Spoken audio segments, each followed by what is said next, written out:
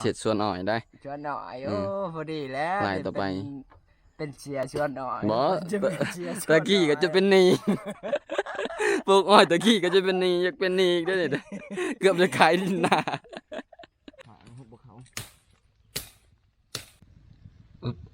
โอ้เราจะเปิดให้ขายมันทุกอย่างปีไรปีนาบ่จะปิดแล้วนะยังบ่ยังพูดนั่นทุกคนแล้วเกิดเปิดปีนาปีฮื้อเจ๊งไปมันสิหอนอยู่ใช่มีแตก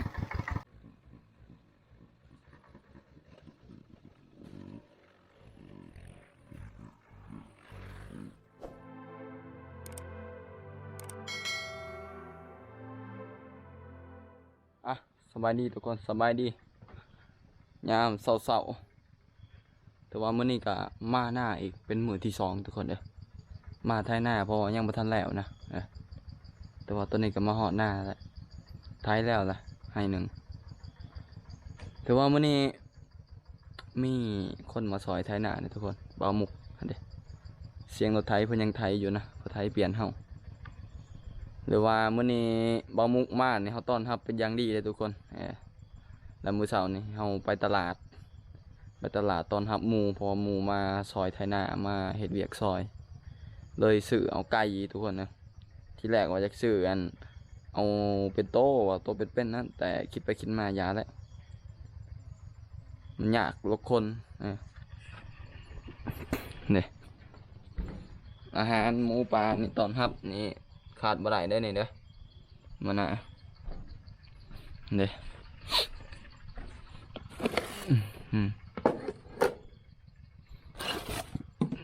โอ้ยเหี้ยเลยนี่ทุกคนเอ้ยใส่ทุ่งย่างเอาไว้สื่อไก่เมื่อเสาร์ถือว่าโตละ100,000กับเป็นเงินไทยกับประมาณ100 กว่าบาททุกคนนะ130ประมาณนี้แหละเหลือ140 บาททุกคนนะอะไรฮะแล้วลินโทรศัพท์อันนี้เบิ่งดังสบายดี FC นะแม่เฮ็ดดีๆแน่สบายดีสิเฮ็ดกินแล้วได้ไก่นี่สิปิ้งเอาแม่นปิ้งใส่ซังหัวสิไข่บ่หัวสิไข่ผักเทียมหลายแนวนะเกือบบ่ลุมต้มยังเห็นต้มหอย หอยไปงมตั้งแต่วันนั้นนะแม่นยังทันกินมันจอยแล้วก็บ่จังตำหุงให้กินได้มื้อนี้ได้บ่ได้เมื่อยมาหน้าม่วนเด้คือบ่เมื่อยมื้อวานนี้ก็ไถนาแม่ได้นอนพักแม่เจ้าไทยนาไทยข้าวอันนึงมีแต่2-3ให้พุ่นมีแต่หมอจึกแฮกเลอร์ไทยหลายกว่าเจ้ามีแต่นอนอยู่โอ้ก็ไทยได้3ให้พุ่นวันนี้โอ้เด้ไทยนาอันนาอัตตาคือโจรตัวมื้อนี้บางทีก็แล้วเด้ทุกคนนะหน้ายังบ่หลายบ่ได้อยู่แค่นั้นน่ะยังประมาณ 6-7 แห่งนะคือโจรอันนาอัตตาคือโจรแท้สบายดีแกเมื่อยก่อนเบรกก่อน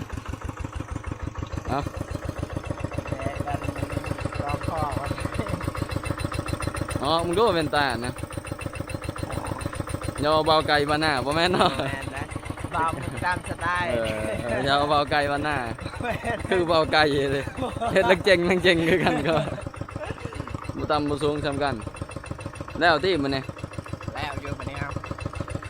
มื้อนี้พาจำแจวได้มาสอยเบียกมื้อนี้จำแจวก็ได้เด้อมื้อนี้เด้อจำแจวเนาะจะใช้หั่งเพิ่งเอาแล้วเดี๋ยวเอาน้ำมันมาฝากแน่หมด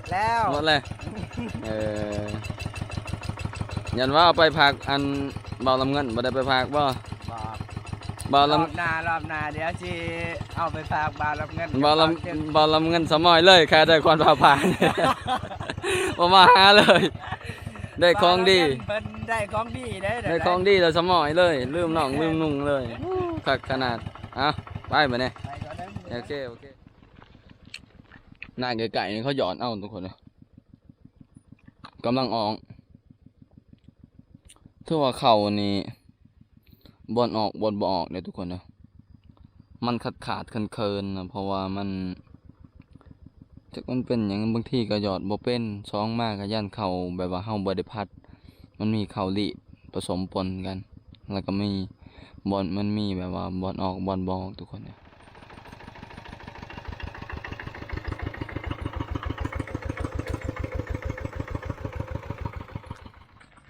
บะหมกหากะเปลี่ยนเฮาทุกคนเลยเป็นยังไงหนาอยู่ไปเอากลับไปหาตัดไม้ปิ่งก่อนทุกคนเลยตัดไม้ปิ่งมาเฮ็ดไม้ปิ่งไก่เพราะว่าตอนนี้ก็มันสิเข้าเที่ยงแล้วนะเอากะเกียมเฮ็ดกินให้มันสุกเดี๋ยวบะหมกเพิ่นอันหิวเขาจนเพิ่นหายได้สิหาตัดเท่านี้นะทุกคนเลย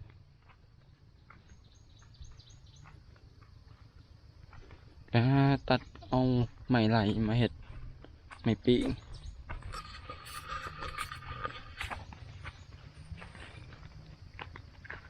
แต่ว่ามื้อนี้บางทีก็แล้วนะเพราะว่ามันก็บ่ได้หลายปานใดเพราะว่า2คนไทยเมื่อยแล้วก็เปลี่ยนกันทุกคนแล้วก็เข้าต่อผู้ใดแบบว่าไทยแล้วให้หนึ่งแล้วก็เปลี่ยนให้หนึ่งอีกนะนกร้ายเลยแถวนี้นกกดทุกคนนะโหดร้ายเลยละห้องนี่แหละโอ้เตะไหมโอ้นกเขา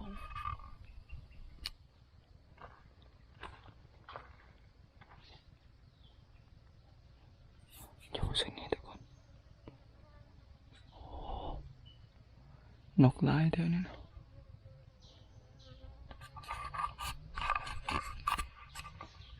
จะได้แต่ห้องบ่มีปืนก็มีปืนนี่บ่ได้ปิ้งรถนกเนี่ย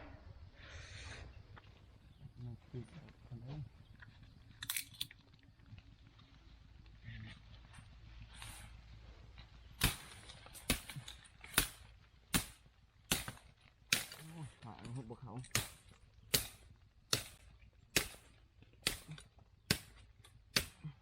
เบิ่งผาวองจนวัดเ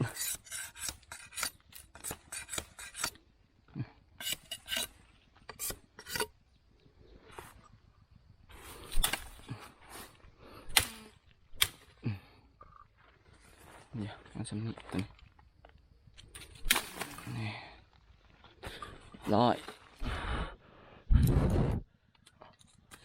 ดังไพ่ก่อนมาเนี่ย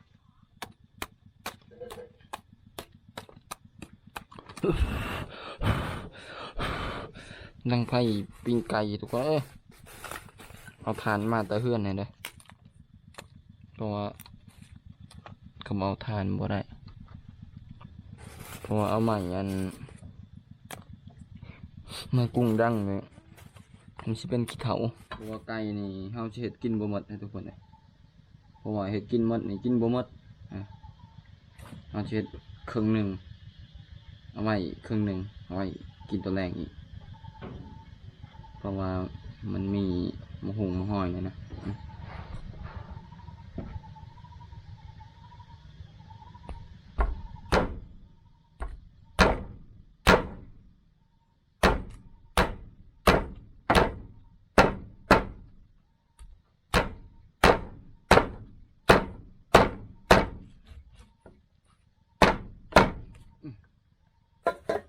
ผ้าเขาลึกขนาด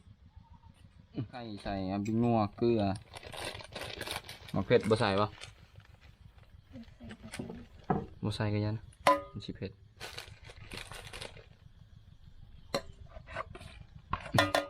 เอาอย่างอีกใส่มันเนี่ยพูนบ่แม่นตัวนั้นบ่นะใส่ซอสหอยอีกสูตรเพิ่น เคยเห็นเขาเฮ็ดบ่เลยว่าอยากใส่เอง ใส่หมดแล้วให้มันหวานมันบ่มีน้ำตาลเอานี่ใส่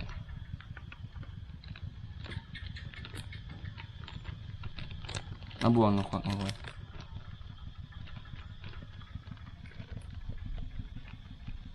อ๋อตัว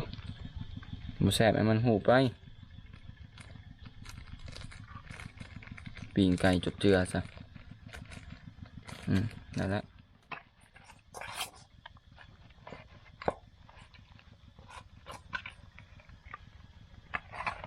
หลังแล้วบ่มึงนะ บ่ มันจกขี้ดังกับเกากดนะ กินเลย น้ำมันแซ่บได้อนั่นซะ ปกตินี่ต้องพันเนี่ย มาพันก็ได้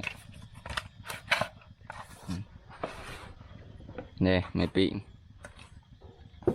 มาจากป่าอย่างดีบ่มีไม่ปิ้งเล็กเด้อ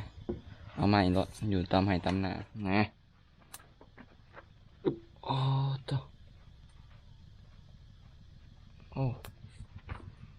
เห็นอะไรเนี่ยมันเนี่ยหันความลงเลย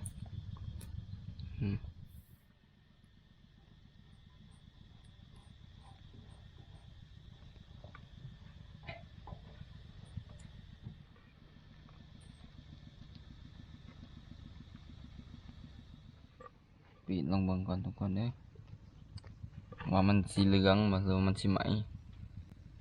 อึ๊บโอ้ ไหม้อันซื้อๆไหม้หัวสิไข่นี่ฮะไก่ยังบ่ทันไหม้ไก่ยังเหลืองพอดีคักเลยเนี่ย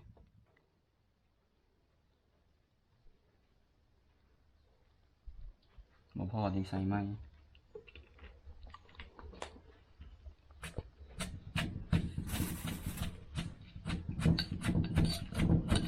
มาเบิ่งใกล้ๆมั้ย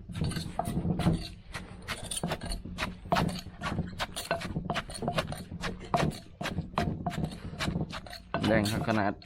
น่าจะเผ็ดเบิ่งโอ้บ่มีน้ำตาลใส่แซ่บรส แซ่บพี่น้องแซ่บ มันแซ่บคือคนตั้มรสประมันมาดิมากินข้าวนำกันเด้อพี่น้องเด้อกินข้าวยำเที่ยงคืนตาไห้ตาหน้า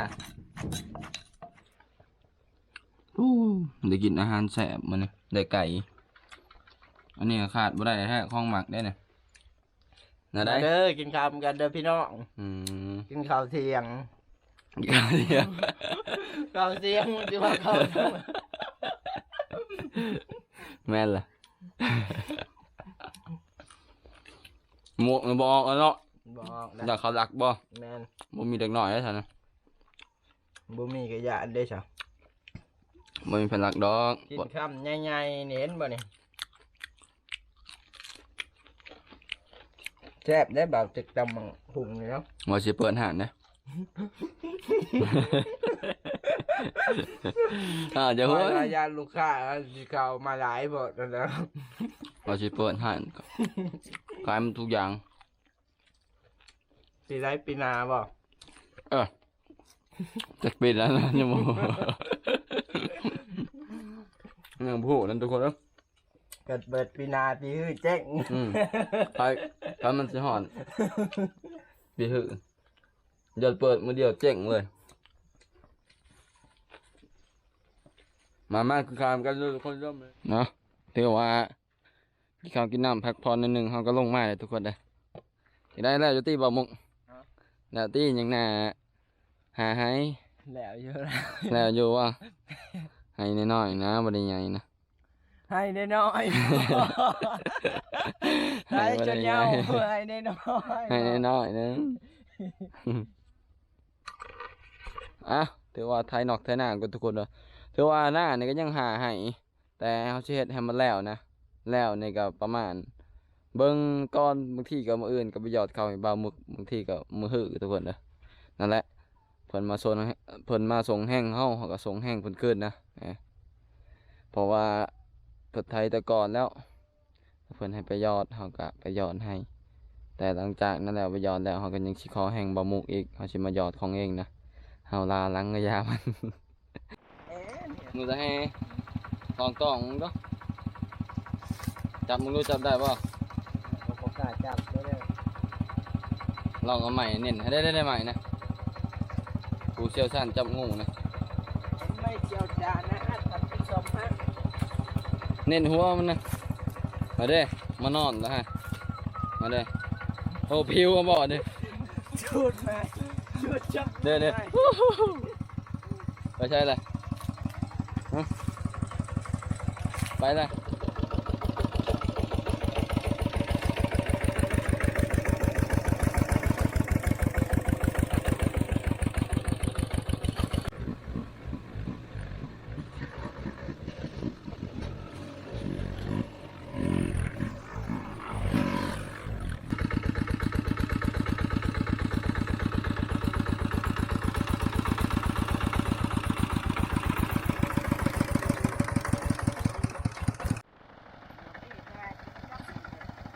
อยู่ใช่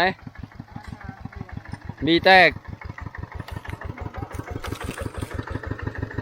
ขี้ดินเข่าหรอวะบ่อนะฮะไม่ได้แตกคือการไม่ได้แตกมันเมื่อยมันไปยังมุนขนาดไถหน้าก็รอเนาะคนมันรอเนี่ยไปหาตัวเด้อลูกเขาเด้อ เราไปหาเขาตลอดว่ะขึ้นมาแล้วมีแต่ไปหาไปนำอย่างเดียวบ่เป็นตาได้เนี่ยได้เนี่ยน่าก็ นี่แหละคนหักเดียวจะเดียวนะ โอ้ยสาธุยังอีก3ไหทุกคนนะยังที่บริไทยบุหลุมนะพอว่ามุกคนเปลี่ยนไหนี่เมื่อกี้เขาไทยไหเถิงนะและก็ดีนิดนึงหมูมาเปลี่ยนกับไข่แน่คือว่าไว้ทุกคนนะไอ้หน้าก็เอาปะให้นี่แล้วนี่ขึ้นให้นี่ต่อแต่ว่าผู้เดียวหยอกนี่จักมือได้จังแล้วเผื่อแล้วให้นึงเจ้าเมื่อยแล้ว เมื่อได้มันจังแล้วอันนี้แค่ในมุมมาสวยเด้ถือว่าใกล้อยากแล้วนะทุกคนนะไทยหน้าก็เกือบไทยบ่แล้วบี้ไทยแตกถือว่าตอนนี้ก็ประมาณ4 โมงครึ่งกว่าตัวบีไทยแตกแต่หายตัวนี้ อีกสั้นแล้วทุกคนเลยบีไทยก็มาซอตอนที่แบบว่าตอนจากแล้วนะแต่ก็ถือว่ายามันบดไปเลยให้มันแล้วเลยนะอย่างได้บ่ได้เมื่อยตีไทยนะ เมื่อยแล้วเคยบอกเมื่อย เมื่อย แพกหน้าบาปจึกนี่มีทายใหญ่ๆบอกคอยว่าให้น้อยๆนึงว่าไทยแป๊บเดียวกันแล้วบ่ต้อง ไทย มา ชื่อว่าว่าให้ใหญ่ เนาะ ก็เอาให้ใหญ่แล้วจิบมาไทยซอยจะหน่อย บ่ต้องมาตามคำเนาะอันนี้บ่ให้น้อยเจ้าว่า แท้ๆหน้าว่าให้น้อยๆนึงบ่ร้ายว่าไทยแป๊บเดียวก็แล้วว่าผลโทษมาใช่ว่านำใช่รถเพิ่นว่าฮอดบ่ ฮอดบ่เที่ยงพังคนบ่ โอ้เก่าน ำ ให้ ใจ คิดว่าให้น้อยแล้วเนาะกันให้น้อยเด้อแล้วแต่ถึงเที่ยงเพิ่นก็อันนี้ให้ใหญ่เลยเลี้ยวซ้ายเลี้ยวขวาอยู่ คงไหวลายอันนั้นเลย พอตัดออกแน่ ว่าจะตัดอยู่เพิ่นละเบิ่งก่อนเสร็จแล้วหัวใหม่ปีหน้าเฮ็ด บ่ เสร็จส่วนอ้อยได้ ชวนหน่อยโอ้พอดีแล้ว ลายต่อไป เป็นเสียชวนหน่อย บ่ จะเป็นเสียชวนหน่ ตะ อย กี้ก็จะเป็นหนี้ ปลูกอ้อยตะกี้ก็จะเป็นหนี้อยากเป็นหนี้อีกได้อเนี่ยเกือบจะขายดินนา เฮ็ดอ้อย3 ปีบ่ได้อีสังอะลีมันจะเป็นหนี้อีกอันนี้ เราประจำเจ๋งจับมันนี่ นั่นแหละ โอ้ จังได้คลิปซุมื้อนี่ลงอยู่ติ เก่าคือเก่าฝากไปติดตามไปเลยทุกคนบ่าวมุกตามสไตล์นะฝากติดตามในเฮาก็บ่มีเวลาเฮ็ดคลิปไปได้ตอนนี้นะ คือว่าเฮ็ดให้เฮ็ดหน้าผู้เดียวบ่ แมน ใช่ว่าสิไปเอามันผู้สาวให้งัวบ่ทีหนึงแต่ว่าไปเกาะผู้สาวให้น่าได้ ผู้สาวงัวเอาผัวปะ เอาผัวปะอีกเลย แมน หยอกบ่ได้ก็เอาผัวปะ อีหลีได้ โอ้ มันประมาณไปจักอันนี้ฮะ บ่ได้ อืม เขาเบิ่งคนอันนี้คนขี้ตัวเขา แมนว่า อืม ก็ว่าคนนักเดียวใจเดียว บ่ ได้ บ่ นี้ บ่ ได้ คนมีหนวดมีเขานี่คนขี้ตัวเขา ขี้ตัว ตัว พอแต่ คิดอันอยู่อันกินนะ เวลาเจ้า อะไรกระเจียวปลาแดกนี่โยกระเพาะขึ้นมาได้อ่ะจากชั้นและพี่น้องขอกราบขอบคุณบุญคุณแต่ละคนที่เข้ามาเบิ่งหรือว่ารับชมแล้วก็จังได้ก็ฝากตามอย่าลืมกดไลค์กดแชร์ให้เฮาเด้อทุกคนเด้อเพื่อเฮ็ดคลิปต่อไปเนาะขอบใจหลายๆเด้อ FC บ๊ายบาย